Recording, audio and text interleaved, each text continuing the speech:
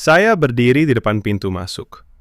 IGD RSUD Kampung dengan jam tangan Swiss di tangan kiri, denyut nadi sudah naik karena siap mencatat berapa lama pasien-pasien miskin ini harus menunggu hanya untuk mendapat nomor antrian. Ketika seorang perawat berusia sekitar 28 tahun dengan seragam hijau muda, yang rapi mendekat, tersenyum tipis.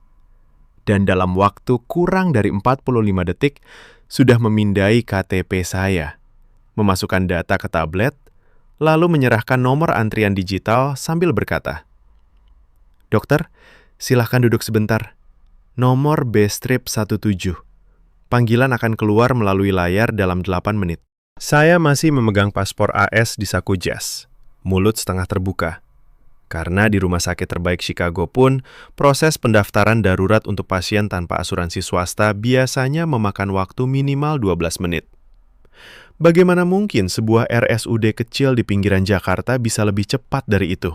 Saya datang ke Indonesia karena diundang menjadi pembicara di konferensi bedah internasional di Jakarta. Selama 15 tahun praktik di Northwestern Memorial Hospital, saya selalu yakin sistem kesehatan Amerika adalah yang paling unggul. Kami punya MRI yang langsung jalan, obat-obatan paling baru, dan tim yang siap 24 jam. Saya sengaja memilih RSUD Kampung ini sebagai tes lapangan pribadi sebelum konferensi besok. Saya ingin melihat sendiri betapa lambatnya layanan BPJS, betapa kacau antriannya, betapa pasien harus menunggu berjam-jam hanya untuk dapat parasetamol. Itu yang selalu saya dengar dari rekan-rekan dokter yang pernah ke Asia. Tapi baru 15 menit saya duduk di kursi plastik biru di ruang tunggu. IGD. Layar LED di dinding sudah menyala. B17, Dr. Michael Harlan, silahkan ke ruang konsultasi 3. Saya melirik jam. Tepat 7 menit 40 detik sejak nomor saya keluar. Saya berdiri. Masih gak percaya. Di Chicago, kalau saya datang sebagai pasien biasa tanpa asuransi premium, kadang harus tunggu 25-40 menit hanya untuk proses verifikasi identitas. Ruang konsultasi 3 ternyata kecil, tapi bersih. Lampu neon putih menyala terang, tidak berkedip. Seorang dokter perempuan muda, namanya Dr. Rina, sudah duduk di belakang meja dengan komputer yang layarnya tidak lemot. Ia mengangkat kepala, tersenyum ramah. "Selamat siang, Dr. Michael. Ada yang bisa saya bantu? Anda ingin observasi atau ada keluhan?" Saya pura-pura sakit kepala ringan karena jet lag, hanya untuk menguji. Dr. Rina tidak langsung menulis resep. Ia bertanya detail. Kapan mulai? Seberapa sering? Apakah ada riwayat tekanan darah tinggi? Tanganannya cepat mengetik di keyboard. Dalam 4 menit, ia sudah menjelaskan kemungkinan penyebabnya, menyarankan istirahat dan obat yang tersedia di apotik rumah sakit. Kalau BPJS Anda aktif, obat ini gratis. Kalau tidak, harganya Rp18.000, katanya sambil mencetak resep. Saya keluar dengan resep di tangan, masih memegang jam tangan. Total waktu dari masuk pintu sampai keluar ruang konsultasi, 19 menit. Saya duduk lagi di ruang tunggu, mengamati sekitar. Ada ibu-ibu dengan anak kecil, seorang bapak tua pakai peci, 2 pekerja pabrik dengan seragam biru. Semua punya kartu BPJS yang sama. Tidak ada yang ribut, tidak ada yang teriak minta prioritas. Seorang cleaning service lewat dengan ember, menyapu lantai yang sudah bersih tanpa meninggalkan genangan air. Saya buka notes di ponsel, menulis. Pendaftaran 45 detik. Antrian digital real time. Konsultasi dokter spesialis umum dalam 19 menit total. Bandingkan dengan ER Chicago, rata-rata 45-90 menit untuk kasus non-kritis. Tapi saya masih belum puas. Ini hanya IGD ringan. Besok saya akan datang lagi pagi-pagi untuk poliklinik rawat jalan yang lebih ramai. Saya ingin melihat apakah sistem ini benar-benar bisa bertahan di bawah beban pasien ribuan orang. Malam itu saya kembali ke hotel di kawasan Tamrin. Saya buka laptop, baca ulang data statistik yang saya bawa dari Amerika Serikat. BPJS disebut sering kekurangan dana, antrian panjang, dokter overload. Tapi hari ini, angka-angka itu terasa jauh. Saya tidur dengan pikiran masih setengah ragu. Mungkin ini hanya hari keberuntungan. Besok akan berbeda. Pagi berikutnya, jam 06.45, saya sudah berdiri di depan gerbang RSUD Kampung lagi. Udara masih sejuk, tapi parkiran sudah mulai penuh. Motor-motor berderet rapi di tempat khusus. Tidak ada yang parkir sembarangan. Saya sengaja datang tanpa janji, hanya memakai baju polo biasa dan membawa paspor serta kartu kredit Amerika Serikat. Pura-pura menjadi pasien BPJS. Sementara yang mendaftar lewat aplikasi. Saya ingin melihat sendiri apakah antrian poliklinik pagi benar-benar semrawut seperti yang saya bayangkan. Di loket pendaftaran rawat jalan, antrean sudah ada sekitar 35 orang. Saya berdiri di belakang seorang ibu yang membawa bayi berusia 3 bulan. Jam dinding menunjukkan pukul 06.52. Petugas di balik kaca, seorang perempuan berkerudung putih bekerja dengan cepat. Satu persatu orang maju. Tidak ada teriakan, tidak ada dorong-mendorong. Setiap orang menyerahkan KTP atau kartu BPJS. Petugas memindai, ketik data, cetak nomor antrian. Waktu rata-rata per orang kurang dari 50 detik. Saya hitung sendiri dengan stopwatch di ponsel. Saat giliran saya tiba, pukul 07.08. Hanya 16 menit dari saya berdiri di belakang. Petugas tersenyum. "Selamat pagi, Bapak. Mau ke poli mana hari ini?" Saya jawab, "Poli penyakit dalam," karena pura-pura ada keluhan lambung. Ia masukkan data, verifikasi nomor BPJS sementara yang saya dapat dari aplikasi. Lalu cetak nomor antrian C42. Panggilan melalui layar di depan poli, diperkirakan sekitar pukul 08.20. Silahkan tunggu di ruang tunggu lantai 2. Ada AC dan air minum gratis. Saya naik tangga, kaki terasa ringan karena terkejut. Di Chicago, untuk poli spesialis tanpa janji, paling cepat saya bisa dapat slot adalah 2,5 jam kemudian. Itu pun kalau beruntung. Di sini, dari pendaftaran sampai estimasi panggilan hanya sekitar 70 menit. Ruang tunggu lantai 2 ternyata luas. Kursi plastik bersih, AC menyala stabil di 24 derajat. Layar LED besar menampilkan nomor antrian bergulir halus, disertai nama poli dan dokter yang sedang bertugas. Saya duduk di baris ketiga, mengamati sekitar. Di sebelah kiri saya ada seorang bapak tukang ojek online, seragam hijau Grab, sedang bermain ponsel sambil sesekali melirik layar. Di depan, 2 wanita kantoran pakai sepatu hak sedang mengobrol pelan tentang anak sekolah. Seorang nenek berusia mungkin 70 tahun, duduk tenang dengan tongkat di pangkuan, ditemani cucunya yang membantu mengisi formulir. Tidak ada yang mengeluh keras. Sesekali petugas kebersihan lewat, menyeka meja yang kotor dengan lap microfiber. Pukul 08.17, layar berbunyi pelan. C42 ke poli penyakit dalam, ruang 5. Saya berdiri, berjalan menyusuri koridor yang terang. Dr. Andi, dokter spesialis penyakit dalam yang bertugas pagi itu, sudah siap di ruangannya. Meja kerjanya rapi, ada stetoskop digital, monitor tekanan darah, dan komputer yang koneksinya stabil. Ia membaca data saya dari layar, lalu bertanya dengan suara tenang. "Bapak dari mana? Baru datang ke Indonesia ya?" Ceritakan keluhannya. Saya jelaskan pura-pura ada nyeri ulu hati setelah makan pedas. Dokter Andi tidak buru-buru. Ia periksa fisik dengan teliti. Tekan perut, dengar suara usus, lalu sarankan USG perut kalau perlu. "Tapi hari ini kita mulai dengan obat lambung dulu, Bapak. Kalau BPJS, obatnya ditanggung full. Kalau ada keluhan lagi besok, langsung datang lagi tanpa antri panjang, karena kita punya sistem follow-up cepat." Total waktu konsultasi, 14 menit. Resep dicetak, obat bisa diambil di apotek rumah sakit lantai 1 tanpa antrian tambahan. Saya keluar dari poli dari tas berisi obat generik yang harganya, kalau dibayar tunai, hanya Rp27.000. Di Chicago, obat yang sama dari brand name bisa $85 untuk 1 botol kecil. Saya duduk di koridor sebentar, catat di notes. Antrian pendaftaran 16 menit. Tunggu poli 68 menit. Konsultasi spesialis 14 menit. Semua berjalan tepat waktu. Pasien dari berbagai latar belakang, tapi suasana tetap tertib. Tapi saya masih mencari celah. Pasti ada bagian yang lambat. Saya putuskan untuk bertahan sampai siang, mengamati apotik dan laboratorium. Saya ingin tahu, apakah benar-benar semua berjalan secepat ini, atau hanya pagi yang sepi?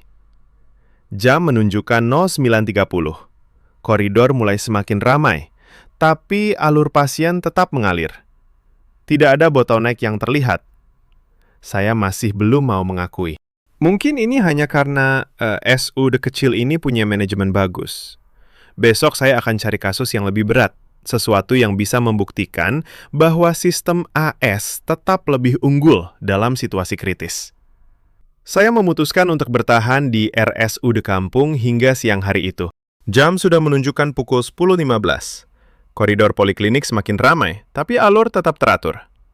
Saya berjalan ke area apotik rawat jalan, tempat pasien mengambil obat setelah konsultasi. Antrean di sana ada sekitar 20 orang, tapi tidak ada yang berdiri berdesakan. Setiap orang memegang nomor antrian cetak atau yang muncul di aplikasi mobile JKN di ponsel mereka. Saya berdiri di belakang seorang pekerja pabrik yang memegang resep untuk obat hipertensi.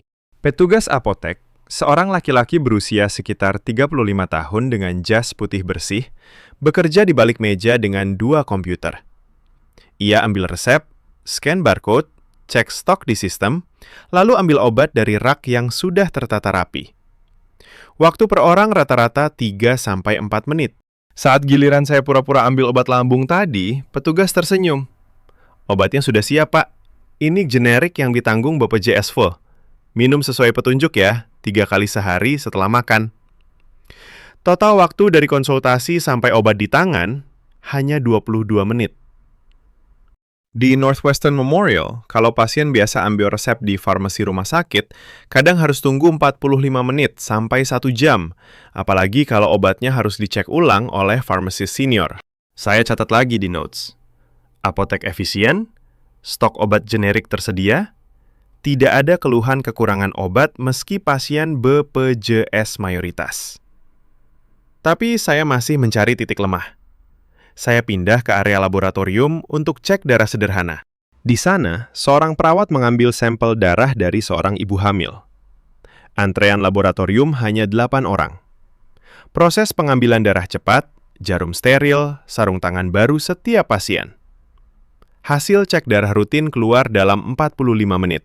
Dicetak dan dikirim ke poli melalui sistem internal. Saya mendengar seorang pasien bilang, "Alhamdulillah, hasilnya sudah keluar sebelum makan siang." Sambil mengamati, saya bicara pelan dengan seorang bapak pensiunan yang duduk di sebelah saya. Ia bilang sudah pakai BPJS sejak 2014. Dulu memang agak lama, tapi sekarang dengan aplikasi dan antrian digital lebih enak. Saya datang pagi, pulang sebelum zuhur. Suaranya tenang, tidak ada nada mengeluh. Saya tanya apakah pernah ada masalah klaim. Ia geleng. Klaim langsung diproses rumah sakit. Saya tidak perlu ribet. Pukul 11.40, saya turun ke lantai dasar. Melewati ruang tunggu, IGD lagi. Kali ini ada kasus kecil. Seorang anak kecil jatuh dari motor ayahnya. Luka lecet di lutut. Petugas triage langsung memeriksa, membersihkan luka, kasih salep, dan perban dalam waktu kurang dari 15 menit. Ayah anak itu, seorang tukang ojek, hanya mengucap terima kasih sambil pegang kartu BPJS. Tidak ada tagihan tambahan. Saya duduk di bangku taman kecil di samping gedung. Angin sepoi dari pepohonan mangga di halaman rumah sakit. Pikiran saya mulai berputar. Data yang saya bawa dari Amerika Serikat menyebut BPJS, sering overload. Antrian bisa berjam-jam. Dokter kelelahan. Tapi di sini, di RSUD kecil di Kramat Jati ini, semuanya berjalan seperti mesin yang sudah diatur baik. Pasien dari buruh, ibu rumah tangga, pedagang kecil, semua mendapat layanan yang sama tanpa diskriminasi. Saya bandingkan dengan ER di Chicago. Pasien tanpa asuransi mahal sering ditunda, atau harus bayar dulu deposit ratusan dolar. Saya buka email di ponsel. baca slide presentasi yang sudah saya siapkan untuk konferensi besok. Slide pertama masih bertuliskan Why the US Healthcare System Remains the Gold Standard. Speed, Technology, and Outcomes. Tapi sekarang kalimat itu terasa berat. Saya belum mau ubah. Mungkin sore nanti saya akan cari kasus yang lebih kompleks, sesuatu yang melibatkan tim multidisiplin atau prosedur darurat. Hanya itu yang bisa membuktikan bahwa sistem saya di rumah masih lebih baik. Siang itu matahari mulai terik, tapi koridor RSU tetap sejuk karena AC sentral yang stabil. Saya putuskan makan siang di kantin rumah sakit. Nasi Padang sederhana dengan rendang dan sayur hanya Rp18.000. Bersih dan rasanya enak. Di sebelah meja, 2 perawat sedang istirahat sambil bahas shift malam. Mereka tertawa kecil, cerita tentang pasien yang sembuh cepat. Tidak ada keluhan berat tentang gaji atau beban kerja. Saya masih ragu. Besok pagi saya akan kembali, kali ini fokus ke area rawat inap atau prosedur kecil. Saya ingin lihat apakah koordinasi antar departemen benar-benar lancar, atau hanya ilusi di layanan rawat jalan saja. Pukul 13.20, saya masih berada di area taman kecil di samping gedung RSU De Kramat Jati, Jalan Raya Inpres nomor 48. Saya pura-pura membaca buku sambil mengawasi lalu lalang orang. Dompet saya, yang berisi kartu kredit Visa Platinum, sekitar $300 tunai, SIM internasional, dan paspor cadangan, tadi saya letakkan di bangku sebelah saat mengambil air minum dari dispenser gratis. Hanya 2 menit saya berpaling. Dompet itu sudah hilang. Jantung saya langsung berdegup kencang. Di Chicago, kalau dompet hilang di rumah sakit umum, kemungkinan besar sudah tidak kembali. Saya buru-buru berdiri, mencari ke sekitar. Tidak ada yang terlihat mencurigakan. Saya langsung ke pos keamanan di dekat pintu masuk utama. Petugas Satpam, seorang laki-laki berusia sekitar 45 tahun dengan seragam coklat rapi, langsung berdiri begitu saya ceritakan. Tenang Pak, kita cek dulu CCTV dan umumkan. Ia ambil radio HT, bicara cepat tapi jelas. Perhatian semua petugas dan warga di area RSU De Kramat Jati. Ada dompet hitam kulit hilang di taman samping gedung utama sekitar pukul 13.15. Isinya kartu kredit dan paspor Amerika. Siapa yang menemukan, tolong serahkan ke pos Satpam terdekat. Terima kasih. Hanya 6 menit kemudian, seorang cleaning service perempuan berusia sekitar 50 tahun, pakai seragam biru dengan badge nama Bu Siti, datang tergesa ke pos. Di tangannya ada dompet saya. Ini punya Bapak ya? Saya nemu di bawah bangku taman tadi, pas lagi nyapu daun. Saya langsung bawa ke sini, takut hilang. Saya buka dompet. Semua isi lengkap, tidak kurang 1 sen pun.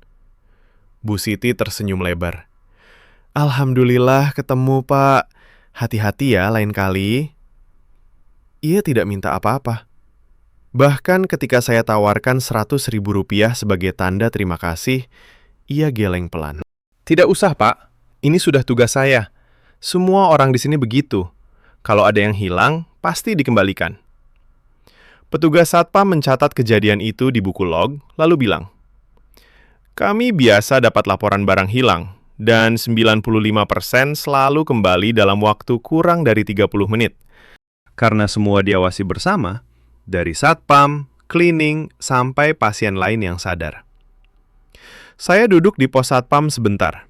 Tangan masih gemetar karena lega. Di rumah sakit saya di Chicago, pernah ada kasus dompet hilang di waiting room. Butuh 2 hari untuk dapat laporan polisi. Dan akhirnya, tidak kembali. Di sini, dalam 11 menit total dari hilang sampai kembali. Tanpa drama, tanpa syarat. Seorang ibu rumah tangga yang juga pasien BPJS, yang kebetulan lewat dan mendengar pengumuman, bahkan ikut membantu mencari di sekitar bangku taman sebelum Bu Siti menemukan. Saya catat di notes dengan huruf yang agak goyah. Dompet hilang di area publik rumah sakit. Dikembalikan lengkap dalam 11 menit oleh cleaning service biasa. Tidak ada imbalan diminta. Kejujuran spontan dari warga biasa.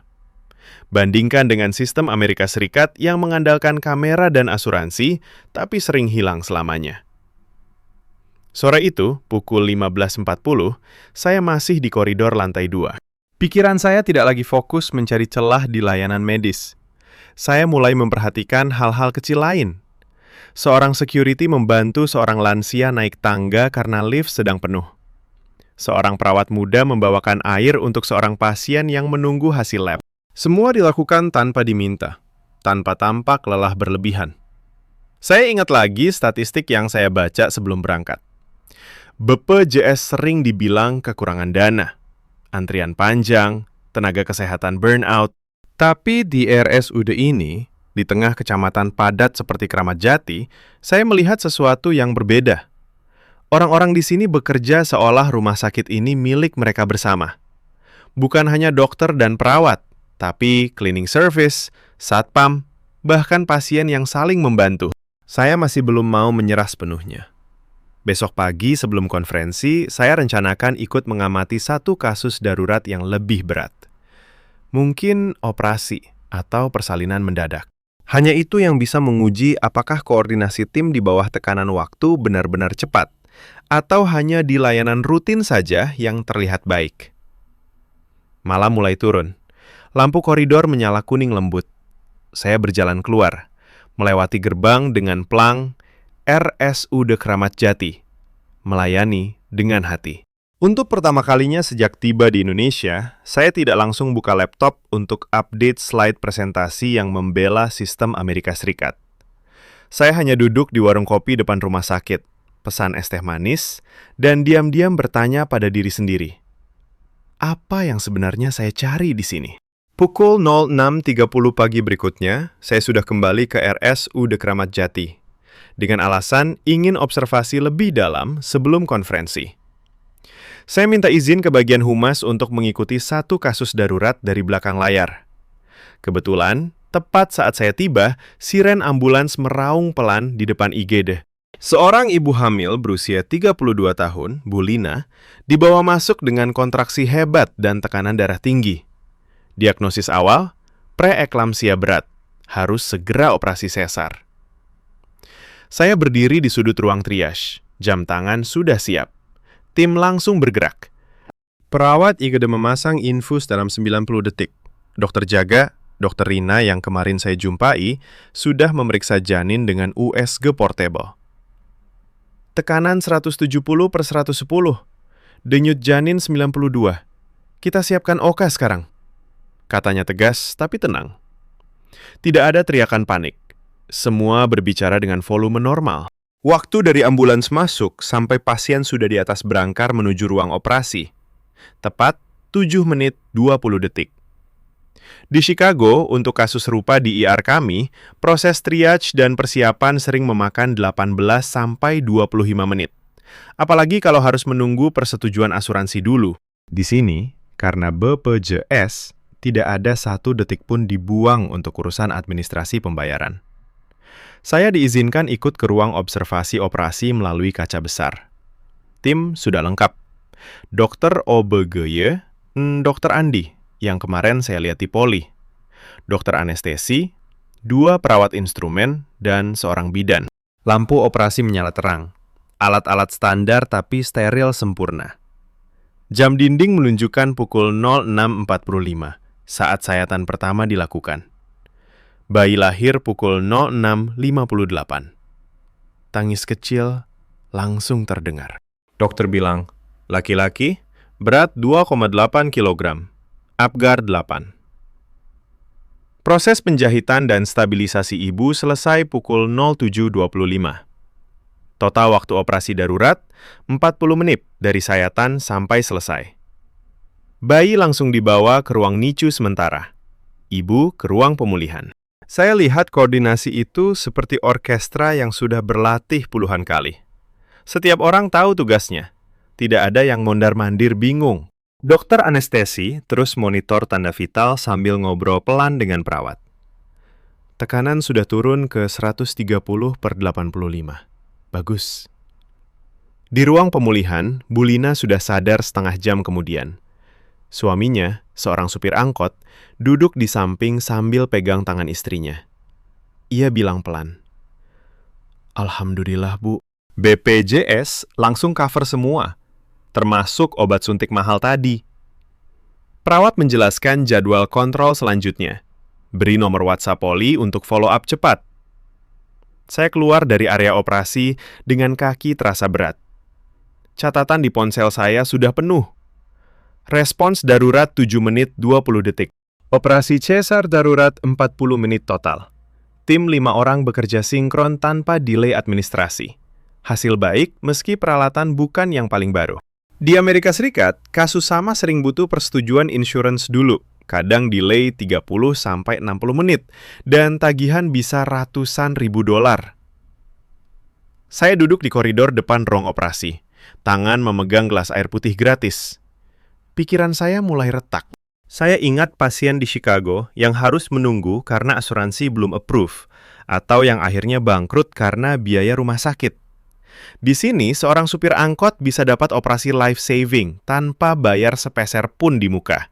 Dan tim medis tetap bekerja dengan fokus penuh. Dr. Rina keluar sebentar, melihat saya, lalu mendekat. "Dr. Michael, Anda lihat sendiri ya.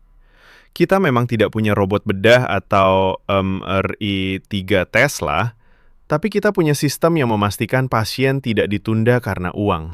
BPJI memang punya kekurangan, tapi di lapangan, kami belajar mengoptimalkan apa yang ada." Saya hanya mengangguk pelan. Untuk pertama kalinya, saya tidak langsung membantah dalam hati. Saya lihat jam. Konferensi dimulai pukul 09.00 di hotel. Saya harus segera berangkat. Tapi sebelum pergi, saya sempat lihat Bu Lina dari kejauhan. Ia tersenyum lemah ke suaminya. Bayinya sudah dipelukan. Kehidupan baru dimulai di RSUD kecil ini, dengan biaya yang tidak menghancurkan keluarga.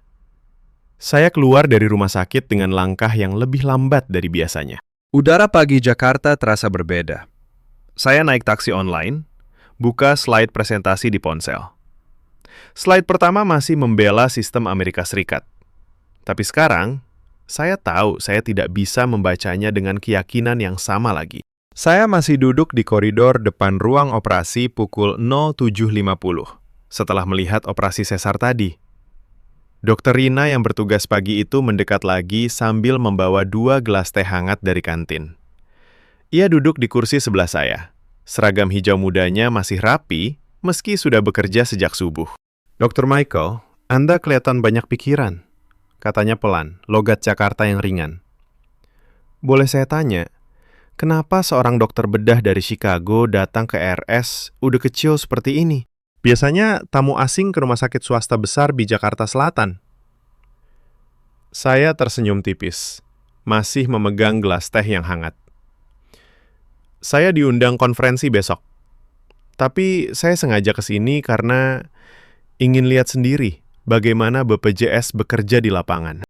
Di Amerika, kami dengar banyak cerita bahwa sistem ini lambat, antriannya berjam-jam, obat sering habis, dan dokter overload." Dr. Rina tertawa kecil. Bukan mengejek, tapi seperti orang yang sudah sering mendengar hal yang sama. "Memang dulu begitu, Dok. Tahun 2014 sampai 2018, kami masih struggle. Antrian manual. Klaim kertas. Pasien kadang nunggu seharian. Tapi sekarang, setelah aplikasi mobile JKN, antrian online, dan integrasi sistem antar poli, kami bisa potong waktu tunggu sampai 60-70%. Bukan karena kami lebih kaya, tapi karena kami dipaksa kreatif." Ia lalu cerita tanpa sombong. "Kami di RSUD ini melayani hampir 1.200 pasien rawat jalan per hari, dengan hanya 28 dokter spesialis dan 12 umum. Gaji dokter spesialis di sini sekitar 12-15 juta per bulan. Jauh di bawah Chicago. Tapi kami punya sistem shift yang adil, pelatihan rutin dari Kementerian Kesehatan, dan yang paling penting, kami saling mengingatkan. Pasien ini bukan nomor, tapi keluarga orang lain." Saya tanya langsung, "Lalu kenapa koordinasi di operasi tadi begitu cepat?" Di rumah sakit saya, Bahkan dengan peralatan mahal, kadang tim anestesi dan OBGYN masih rebutan prioritas ruang. Dokter Rina mengangguk. Karena kami nggak punya pilihan untuk lambat.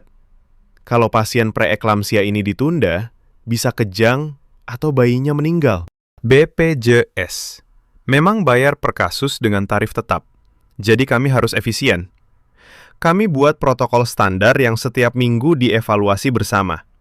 Tidak ada dokter yang bisa bilang, ini bukan shift saya. Semua bertanggung jawab. Ia lalu tunjuk ke arah ruang NICU. Bayi tadi lahir prematur ringan. Besok kami akan transfer ke rumah sakit rujukan kalau perlu. Tapi proses rujukan BPJS online hanya butuh 15 menit approval. Di Amerika, saya dengar kadang butuh berhari-hari karena asuransi. Saya diam sebentar. Saya akui, saya datang dengan prasangka. Saya pikir sistem publik di negara berkembang pasti kalah jauh. Tapi tadi pagi, saya lihat seorang supir angkot bisa dapat operasi life-saving tanpa bayar di muka. Di Chicago, keluarga seperti itu mungkin harus pinjam uang atau tunda pengobatan. Dokter Rina tersenyum lembut. Kami bukan yang terbaik di dunia, Dok. Kami masih punya kekurangan. Alat antrean panjang. Obat kanker kadang harus rujuk ke pusat. Gaji perawat masih rendah. Tapi yang kami banggakan adalah akses. Setiap warga, dari petani di pinggiran sampai buruh pabrik, bisa dapat layanan dasar tanpa takut bangkrut. Itu yang membuat kami bertahan. Kami bicara hampir 25 menit. Tidak ada nada membela mati-matian. Hanya fakta lapangan yang ia ceritakan dengan tenang.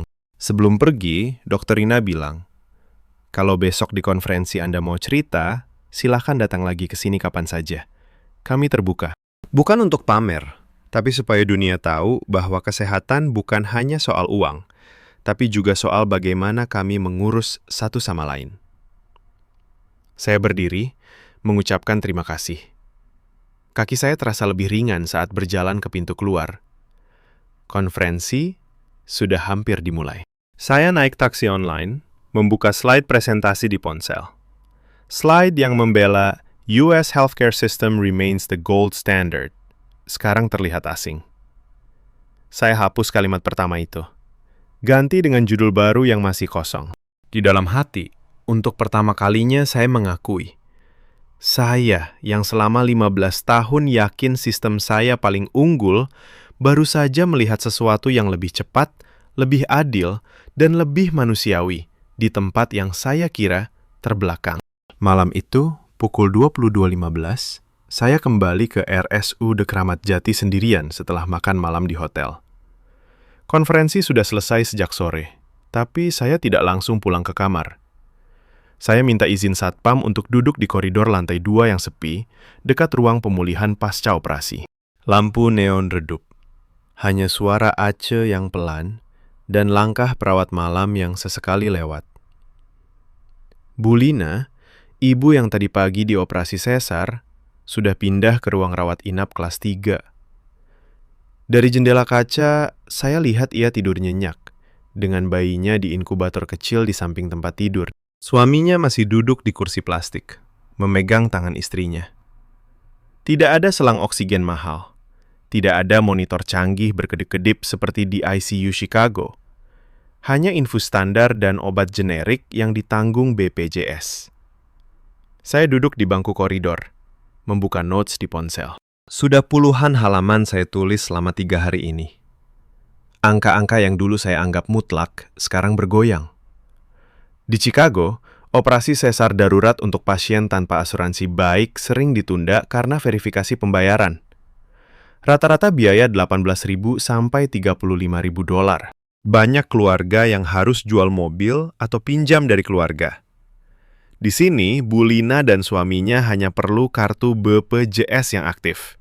Total biaya yang mereka tanggung, $0 di muka. Rumah sakit yang klaim ke BPJS. Saya tarik napas dalam. Selama 15 tahun, saya bangga dengan sistem yang saya anggap paling maju. Kami punya teknologi robotik, obat biologis termahal, penelitian yang memenangkan Nobel. Tapi berapa banyak pasien yang benar-benar bisa akses itu tanpa jatuh miskin? Saya ingat seorang pasien saya di Northwestern, seorang guru SD berusia 48 tahun yang harus menunda operasi jantung karena deductible asuransinya $8.000. Ia akhirnya datang terlambat, komplikasi, dan meninggal. Di RSUD ini, saya melihat ibu-ibu seperti Bu Lina, tukang ojek, cleaning service, semua bisa dapat layanan yang sama. Bukan karena sempurna, tapi karena sistemnya dirancang supaya tidak ada yang tertinggal hanya karena uang. Kecepatan pendaftaran 45 detik, Antrian digital, obat langsung, operasi darurat dalam hitungan menit. Semua di tengah keterbatasan anggaran yang jauh lebih kecil dari satu rumah sakit di Amerika Serikat. Saya buka email draft yang saya tulis untuk rekan di Chicago. Saya datang ke Indonesia untuk membuktikan bahwa sistem kita tetap terbaik. Tapi 3 hari di RSUD kecil di pinggiran Jakarta membuat saya melihat celah besar di keyakinan saya. Bukan karena mereka punya alat lebih bagus, tapi karena mereka punya sesuatu yang kami kehilangan. Kecepatan akses dan rasa keadilan bagi semua orang. Saya hapus kalimat itu. Tulis ulang. Mungkin yang terbaik bukan yang paling mahal atau paling teknologi. Mungkin yang terbaik adalah yang bisa menyelamatkan nyawa seorang ibu hamil dari keluarga sederhana tanpa membuat keluarganya bangkrut. Saya baru sadar, saya selama ini mengukur superioritas dengan mesin dan dolar, bukan dengan manusia. Koridor malam itu terasa lebih tenang. seorang perawat malam lewat, tersenyum ke saya. Masih di sini, Dok. Hati-hati, jangan kecapean ya. Ia lanjut tugasnya tanpa banyak tanya. Saya lihat jam. Sudah hampir tengah malam. Besok saya harus terbang pulang ke Chicago. Saya berdiri, berjalan pelan ke pintu keluar. Di gerbang, plang RSUD Kramat Jati, melayani dengan hati, masih menyala samar. Saya tidak lagi merasa ingin membuktikan apapun. Yang saya bawa pulang bukan data untuk presentasi sombong, tapi sebuah pertanyaan yang akan saya bawa seumur hidup. Kenapa sistem yang jauh lebih sederhana ini bisa lebih cepat dan lebih adil bagi rakyat biasa? Di taksi menuju bandara besok pagi, saya tahu saya tidak akan lagi bercerita di konferensi dengan nada yang sama.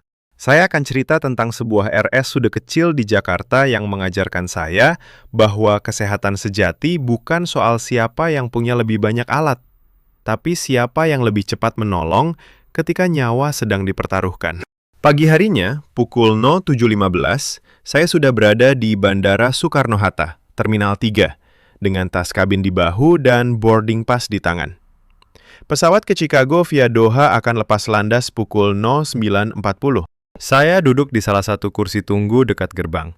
Laptop terbuka di pangkuan, slide presentasi konferensi kemarin masih terpampang di layar. Saya scroll pelan ke slide pertama yang kemarin saya ubah di koridor RSUD. Judulnya sekarang hanya satu baris. What I Learned in a Small Indonesian Public Hospital. Tidak ada lagi kata gold standard. Tidak ada grafik perbandingan biaya Amerika Serikat versus dunia.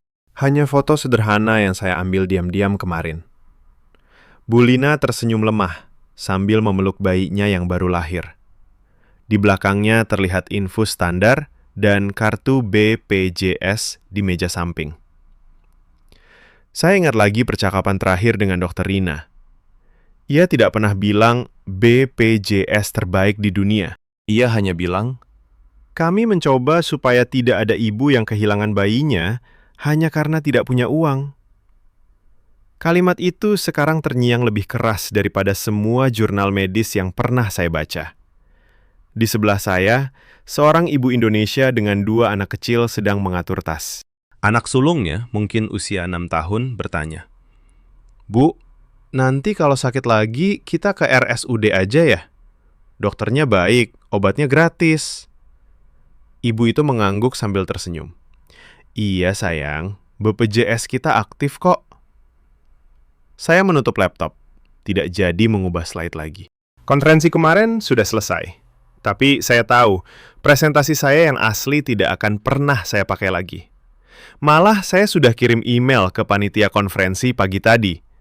Terima kasih atas undangannya. Saya belajar lebih banyak di RSUD Kramat Jati daripada di semua sesi kemarin. Mungkin lain kali kita bisa bahas bagaimana negara-negara dengan sumber daya terbatas bisa menciptakan akses kesehatan yang cepat dan adil. Pesawat mulai boarding. Saya berdiri, berjalan menyusuri koridor menuju gate. Di pikiran saya, bayangan koridor RSUD yang bersih, suara layar antrian digital yang lembut, senyum perawat yang tidak dibuat-buat, dan tangis bayi Bulina yang lahir selamat. Saya yang datang dengan dada penuh keyakinan bahwa sistem Amerika tidak tertandingi, kini pulang dengan dada yang lebih ringan, tapi lebih jujur. Di kursi pesawat, saat pesawat mulai taksi, saya buka notes terakhir. Hanya satu paragraf yang saya tulis malam tadi di koridor rumah sakit. Saya datang ke Indonesia untuk membuktikan bahwa sistem kesehatan Amerika Serikat adalah yang terbaik. Saya pulang dengan pengakuan bahwa di sebuah RSUD kecil di pinggiran Jakarta, saya melihat sesuatu yang lebih cepat, lebih manusiawi, dan lebih adil bagi orang biasa. Bukan karena alatnya lebih mahal, tapi karena hatinya lebih terbuka. Terima kasih, Indonesia. Kamu baru saja mengkoreksi seorang dokter bule yang sombong. Pesawat lepas landas. Di bawah sana, Jakarta masih sibuk dengan lalu lintas pagi, motor-motor yang berderet, dan jutaan orang yang setiap hari mempercayakan hidup mereka pada BPJS. Saya sandarkan kepala ke kursi, menutup mata. Bukan lagi dengan rasa kalah, tapi dengan rasa hormat yang baru. Mungkin suatu hari nanti saya akan kembali, bukan sebagai pengamat yang curiga, tapi sebagai dokter yang ingin belajar bagaimana melayani dengan lebih baik. Dan di suatu tempat di Kramat Jati, sebuah RSUD kecil terus bekerja, melayani ribuan orang setiap hari dengan cara yang sederhana, namun luar biasa. Itu cukup untuk membuat saya, seorang dokter dari Chicago, tersenyum sendirian di ketinggian 35.000 kaki.